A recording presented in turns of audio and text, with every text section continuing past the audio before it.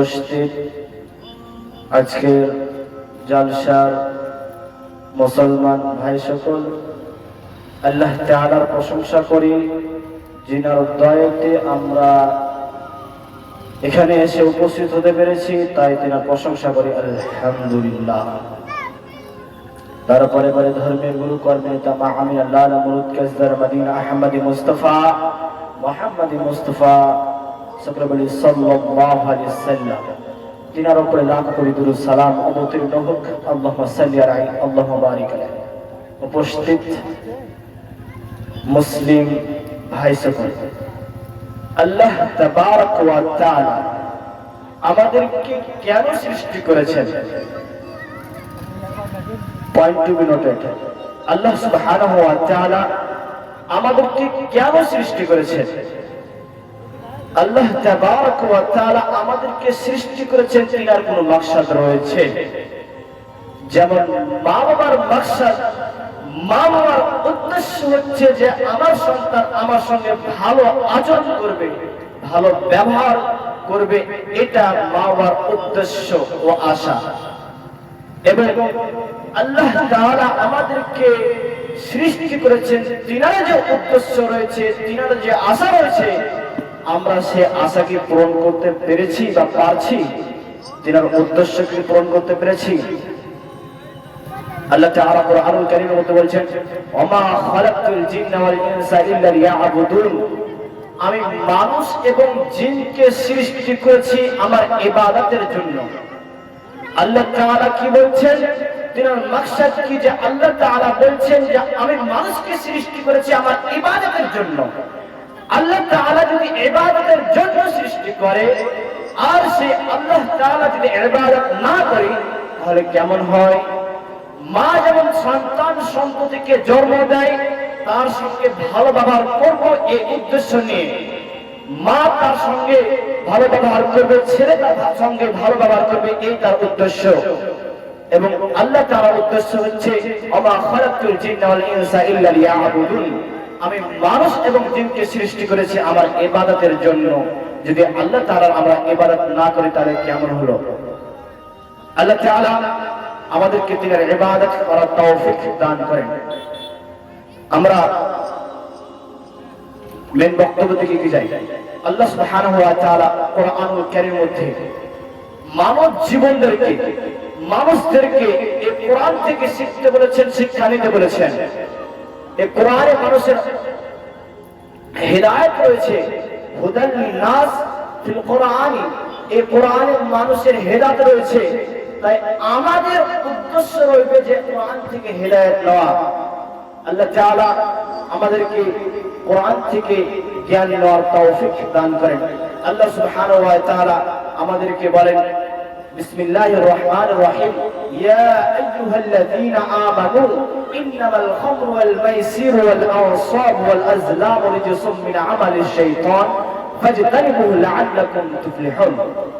আল্লাহ সুবহানাহু ওয়া তাআলা বলেন, হে ঈমানদারগণ, নিশ্চয় মদ, জুয়া, প্রতিমা ও ভাগ্য নির্ধারিত সবসমূহ শয়তানের অপবিত্র কর্ম, শয়তানের অপবিত্র কর্ম।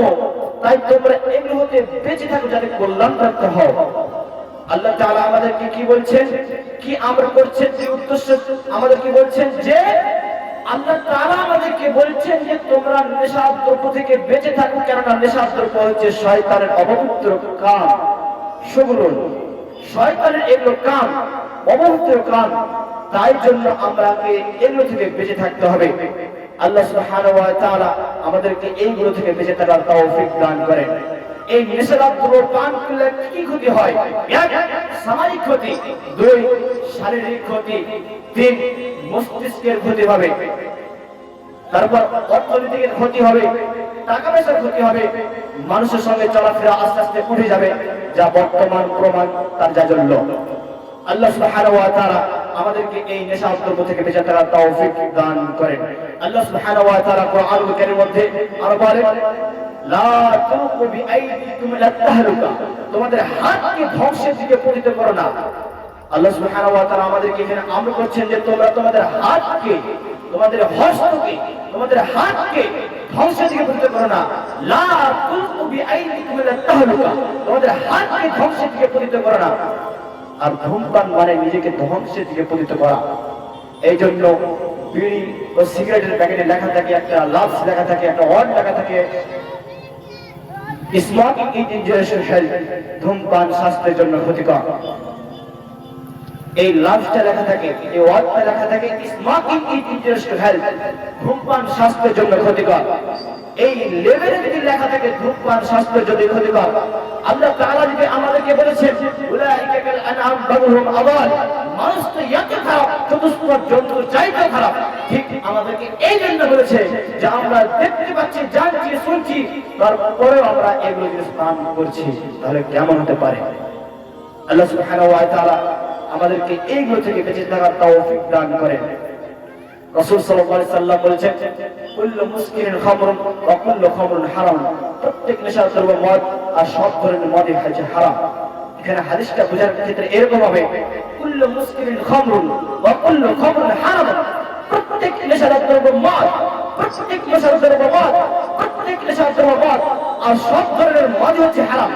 এখানে পয়েন্ট মিনিটের এটা হবে যে প্রত্যেক নেশাদ্রব্য হারাম, প্রত্যেককে নেশাদ্রব্য মদ, প্রত্যেকটি নেশাদ্রব্য মদ, কুল্লু মুসকিরিন খামরুন, কুল্লু সমস্ত, কুল্লু মুসকিরিন খামরুন ওয়া কুল্লু খামরুন হারাম, প্রত্যেকটি নেশাদ্রব্য মদ আর সব ধরনের মদ হচ্ছে হারাম। আল্লাহ তাআলা আমাদেরকে সঠিক জ্ঞান দিক এবং সঠিক বোঝার তৌফিক দান করেন, আমিন। আল্লাহ রাসূল সাল্লাল্লাহু আলাইহি সাল্লাম আরো বলছেন যে তোমরা সব সময় এই নেশা দ্রব্য থেকে বেঁচে থাকো, কেননা এই নেশা দ্রব্য মানুষের মস্তিষ্ককে উড়িয়ে দেয়, মানুষের শরীর থেকে যত ভালো কিছু থাকে সেই শরীরের জিনিসগুলোকে আস্তে আস্তে খারাপ করে ফেলে দেয়। তাই জন্য আমাদের উদ্দেশ্য থাকবে, আমাদের কাম থাকবে যে এই নেশা দ্রব্য থেকে বেঁচে থাকা। আমরা প্রত্যেককে জানি, আমরা প্রত্যেকে জেনে রয়েছি, তবু না জানার ভান। তাই জন্য আল্লাহ সুবহানাহু ওয়া তাআলা আমাদেরকে বলেছেন উলাইকা কাল আনআম বাল হুম আদাল, মানুষ এত খারাপ, চতুষ্পদ জন্তুর চাইতেও খারাপ। কেননা আমরা শুনছি, জানছি, দেখছি, বুঝছি, সব কিছু করছি, তবু না জানার ভান, না করার ভান করে থাকছি, এটা তার জাজল্য প্রমাণ। আল্লাহ সুবহানাহু ওয়া তাআলা আমাদেরকে এই খারাপ জিনিস থেকে বেঁচে থাকার তৌফিক দান করেন। এবং আল্লাহ সুবহানাহু ওয়া তাআলা কোরআনুল কারীমের মধ্যে আরো বলেন ইয়া আইয়ুহাল্লাযীনা আমানু তুবু ইলাল্লাহি তাওবাতান নাসুহা, হে ঈমানদারগণ তোমরা আল্লাহর নিকট তওবা করো, কেমন তওবা? নাসুহার মতো তওবা করো। এখানে আল্লাহ সুবহানাহু ওয়া তাআলা বলছেন নাসুহা মানে দৃঢ় তওবা। নাসুহার শব্দের অর্থ এটা দাঁড়াবে যে নাসুহার শব্দের অর্থ এরকম দাঁড়াবে যে দৃঢ় তওবা, যে আমি আর ওই গুলো আর করব না, এই মনে করে। আল্লাহ সুবহানাহু ওয়া তাআলা আমাদেরকে এই নেশা দ্রব্য থেকে বেঁচে থাকার তৌফিক দান করেন এবং আল্লাহ সুবহানাহু ওয়া তাআলার দিকে ফিরে যাওয়ার তৌফিক দান করেন। রাসূল সাল্লাল্লাহু আলাইহি সাল্লাম বলেছেন মানুষ, আল্লাহ তাআলা যদি পৃথিবীর মানুষ, বর্তমান পৃথিবীর মানুষ যদি গুনাহ করত, আল্লাহ তাআলা রাসূল বলেছেন যে বর্তমান পৃথিবীর মানুষ যদি গুনাহ করত তাহলে এই জাতিকে উঠিয়ে দেওয়া হতো, আর এমন এক জাতিকে সৃষ্টি করত আল্লাহ তাআলা যে তারা সারাক্ষণ গুনাহ করত এবং কিছুক্ষণ পরে তারা তওবা করে নিত। আল্লাহ তাআলা আমাদেরকে বেশি থেকে বেশি তওবা করার তৌফিক দান করেন, আমিন।